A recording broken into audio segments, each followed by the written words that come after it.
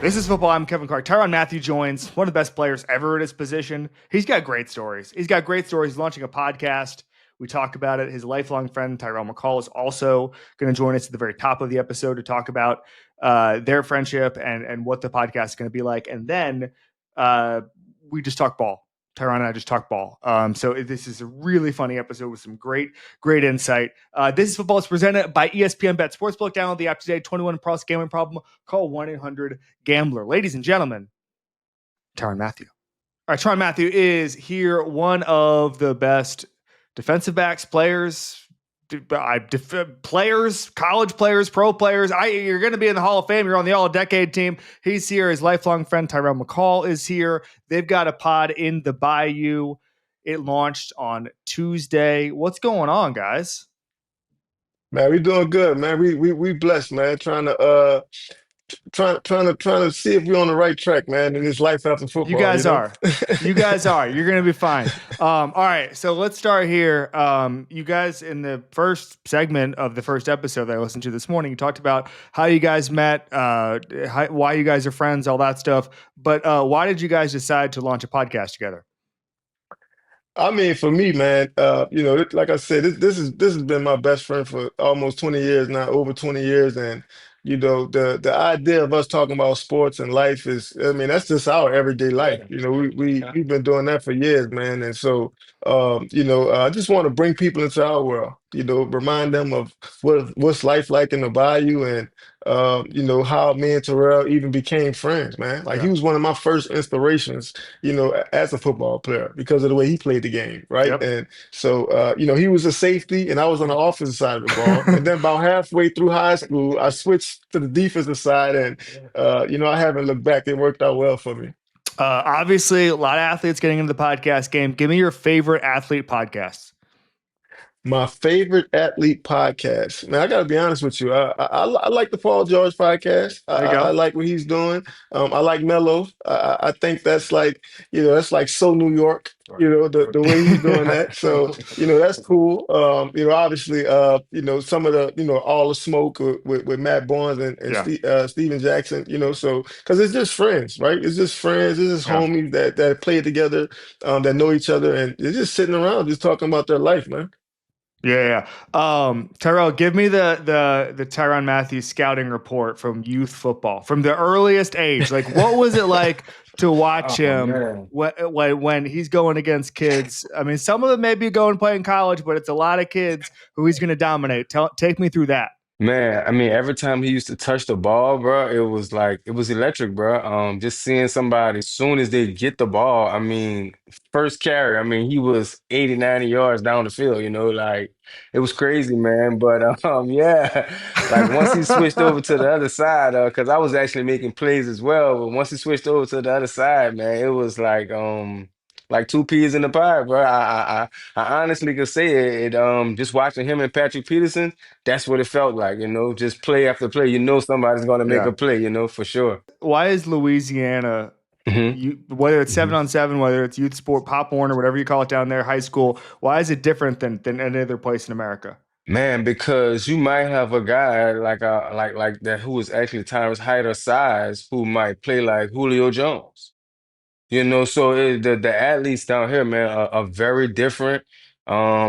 Sometimes you get the bigger guys out in Georgia, more faster guys out in Florida. But one thing about a guy from Louisiana, we're probably gonna be one of the most athletic guys on the team for sure. Yeah, yeah, it's a lot of Yeah, diamonds in the rough, it's incredible. It's incredible. Tyrann, a couple questions about we had Chase Daniel on a little earlier today, and he was saying that one of the funny things when you're game planning for a defense that you're a part of is that everybody says, "Where is he? Where is he? Where is he? And what's he going to show?" And part of it is that Mhm. where you line up, it's not like a normal DB because you're not even suggesting anything about the defense because you were such a wild card and you could do so many things. Was that intentional, do you think? it was definitely intentional, especially when I got with Coach Reed and Coach Spags. Like they had an idea for me, right? And I think when I was able to Oh, work with those guys, yeah. man, they put so much on my plate, from a responsibility, standpoint that, a lot went into that, throughout the preparation and throughout the work week, right? Like it was fine details, and I had to begin to understand, all three levels of the defense, all three levels of the offense, and honestly, man, I thought it brought out the very, very best in me, So, yeah, I was thankful for that experience, man, because they gave me the playbook, they gave me the keys, and they allowed me to manipulate the offenses, quite a bit. That was amazing. You mentioned Coach Spags and Coach Reed. I'm curious. Whenever we have someone who played under really, really good coaches, obviously you can learn a lot about ball from them. Take me through something you learned from that staff about football that you never would have thought of in a million years had you not played in Kansas City. Man, I mean, they so detail oriented and they're situational oriented. Yeah, It's not really a situation that we don't prepare for. And this starts way back in yeah, OTAs and mini camp, right? And there's a guy on staff named Coach Frazier, and he's this guy, right? Like it's all about yeah, the details. It's all about situational football and understanding it, right? And I think just having those reps, man, like from April, when OTAs start, all the way through training camp, is usually why the Chiefs they play great second half ball, and they really are really good in situational football. And so I think that speaks to yeah.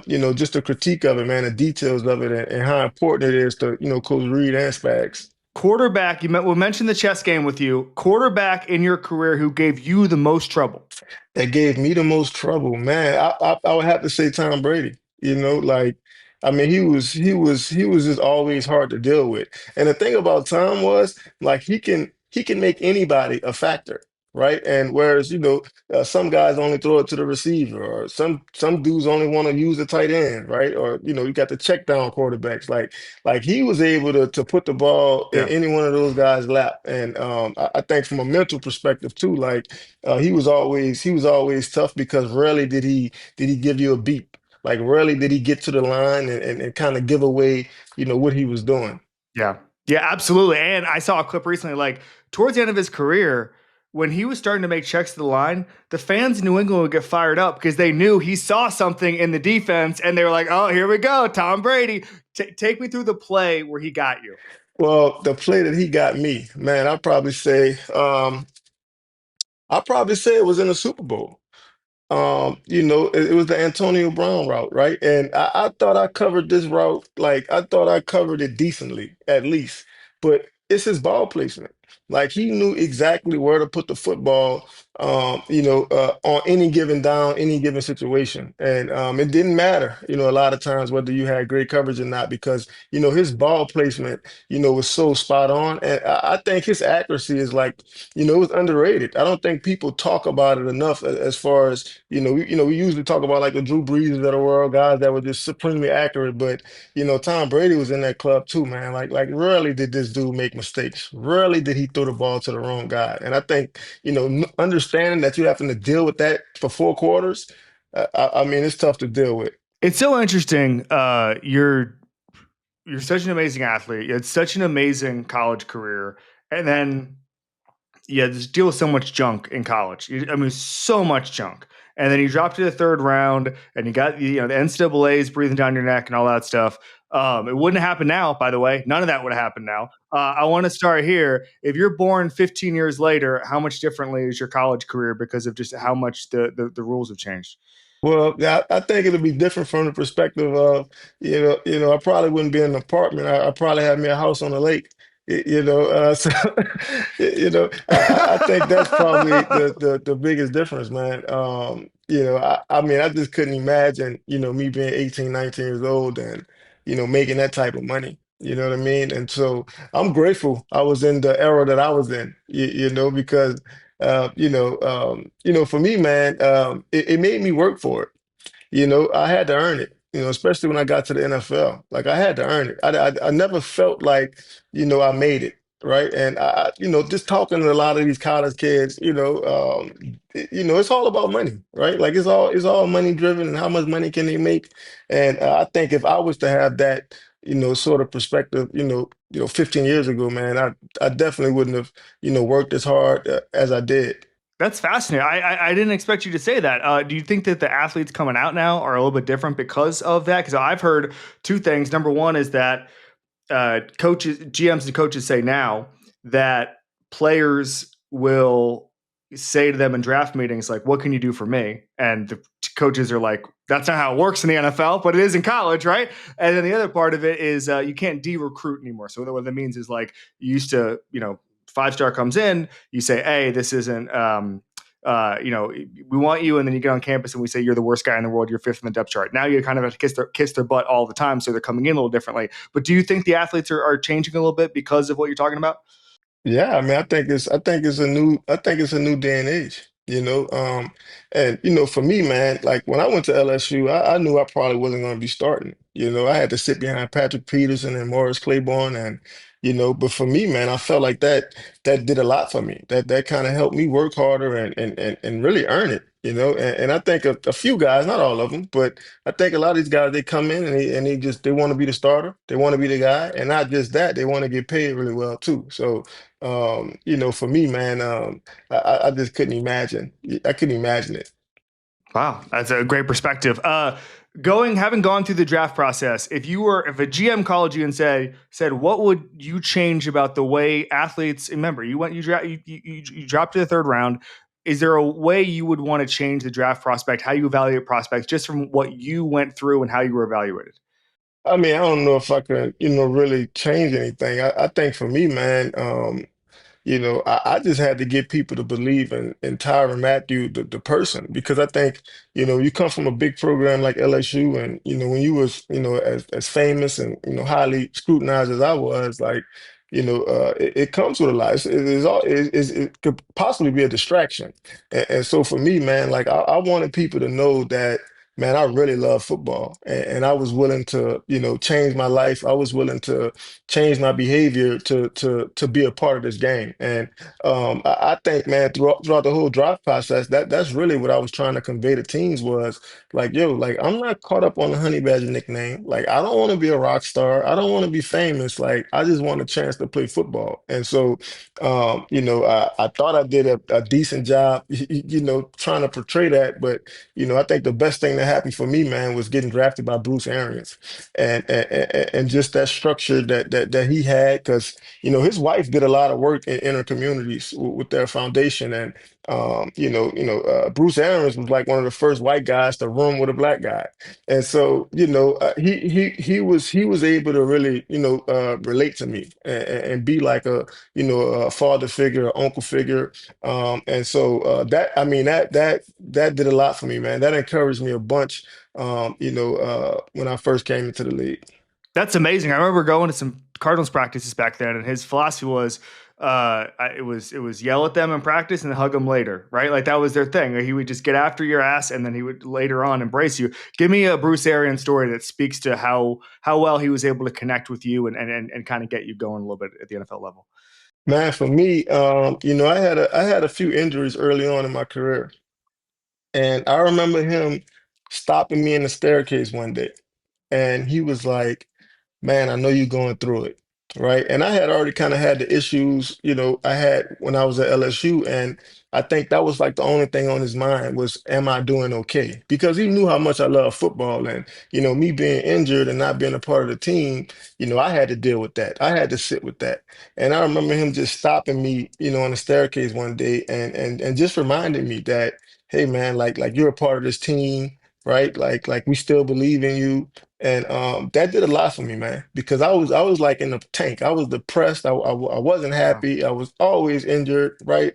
And him stopping me in my tracks that day and sort of offering that type of encouragement to me, it kept me on the right track because I think early on, Wow. like I said, man, with those type of injuries, man, you could easily revert back to, some of those old sort of escape patterns. And I was grateful that he was Yeah. able to kind of see that, early on because he had got word that I, going to the strip club and, I was drinking a Yeah. little bit more. And so, he stepped up, he stepped in, man, at the right time. But I mean, that's him. That's him day in and day out, man. Like he wants us to be well. He wants us to be great family men and be great role models and leaders and stuff like that.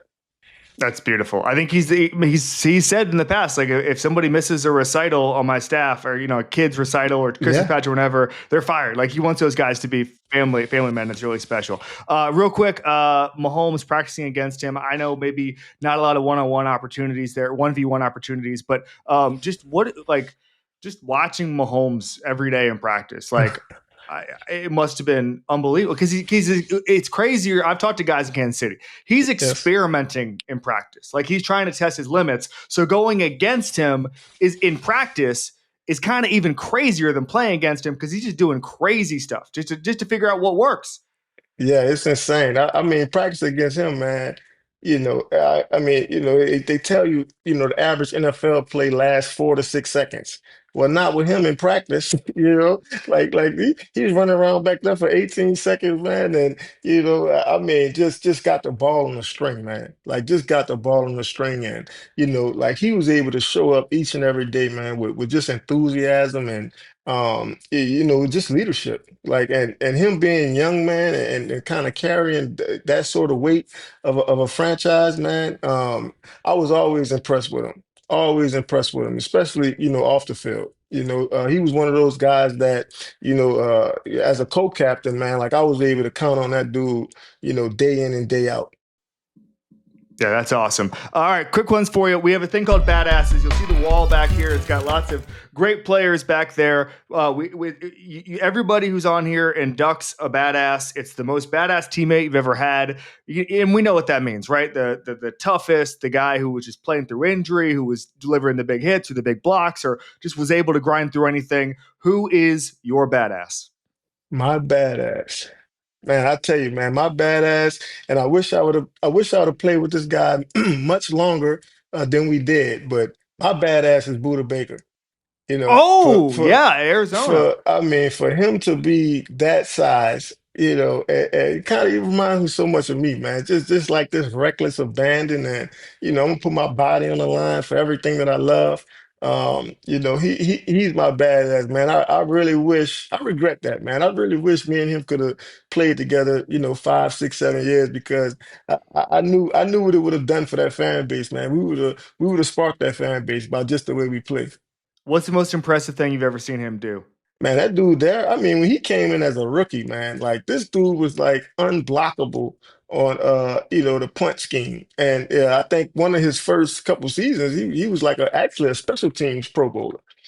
But I remember this kid, man, just had so much energy, man. One day at practice, he like, he does it a lot now. At least it's going viral, but like he would just be on his back and then he'll just pop up on his feet. And I'm like, yo, what, like who made you? You know what I mean? Yeah. Like where were you created at? But yeah, man, just like so flexible and just like, he's almost Tasmanian devilish. Yep, absolutely. All right, last thing for it. It's called One Rep Back. You get to redo any play of your career, do it better, do it different.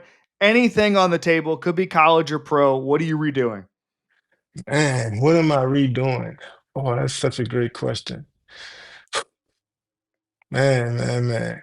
I'll probably go back to the Super Bowl. The one Mm. that we won in Kansas City, 2019 season, right? Mhm. So I don't know if you remember towards the end of the game, we ended up catching an interception and kind of close the game out. And well, the series before that, I was on the sideline telling everybody, like, look, they're gonna come to this play, right? And I had so much free reign in Spags defense. I could have literally put myself anywhere on the field that I thought the ball was gonna be at, right? And I just like kicked myself all night about that because I'm like, man, I was supposed to close the Super Bowl, but Kendall Fuller ended up in a position and he caught the ball, he made the play, but I look back on that, man, and I'm like, yo, why did I even tell them that? Like, why did I should have just made the play myself, but we Wait, ended up winning, so so it's all good. so Kendall Fuller was in position because you told him to be? Yeah, like I Oh, knew that they would come back to this concept because like it was like one of their top three concepts as far as like when they needed chunk plays down the field. And so I'm like, man, I know it's coming. I know it's coming. And the truth is, man, the next series it came, and I wasn't the beneficiary of it, but I like orchestrated the whole thing. Like, you know what I mean? So I'm just glad he caught the ball, man, and we got our Super Bowl ring. We'll give you your credit now. We will give you your credit now. It's funny because Chris Long has a very similar story, and he feels bad about telling it, but he almost got a strip sack on when the Eagles played the Patriots in Minnesota with the Nick Foles game. Uh, He almost got a strip sack, and then Brandon Graham recovered it. It was Derek Barnett was the one who strip sacked it, and he's like he's always felt bad because he's like we won the Super Bowl, and I'm sitting there like I should be the hero. I should be the hero. right. It's like no one wants to hear you complain about it, but like whatever. I mean, So, it's the biggest game. It's the biggest game in the world, man. yep, It's there it just is. it's a few sleepless nights when you realize, man, I left that type of play out there. Like, I wow, know. like it's That's hard to it. live with. That's it. All right. The podcast is on the Bayou. Thank you so much, guys. Well, I already subscribed. I'm already listening. It's a great podcast. You two are Thank great at you. it already. I appreciate it, man. Thanks a All right. lot. Great. This is betting is brought to you by ESPN Bet Sportsbook. Bet $10 to get $100 in bonus bets when you use code Clark. 21 plus. Gambling problem? Call 1-800-GAMBLER. All right. A little cold the last week. That changes now. You know who else has been a little cold the last week? Kansas City Chiefs. They're 3.5-point favorites at home against the Colts. Situationally, they've gotten a little worse. We've talked about it. Okay.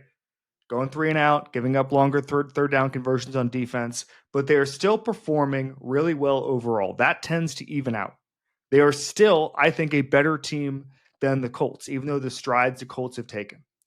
Spags is still able to confuse quarterbacks. Daniel Jones is not perfect. He's not flawless. He can revert back to New York Daniel Jones very, very quickly. It happens this week. Mahomes gets better. Give me the Chiefs, 3.5-point favorites at home, 1 p.m. game. Lock it in.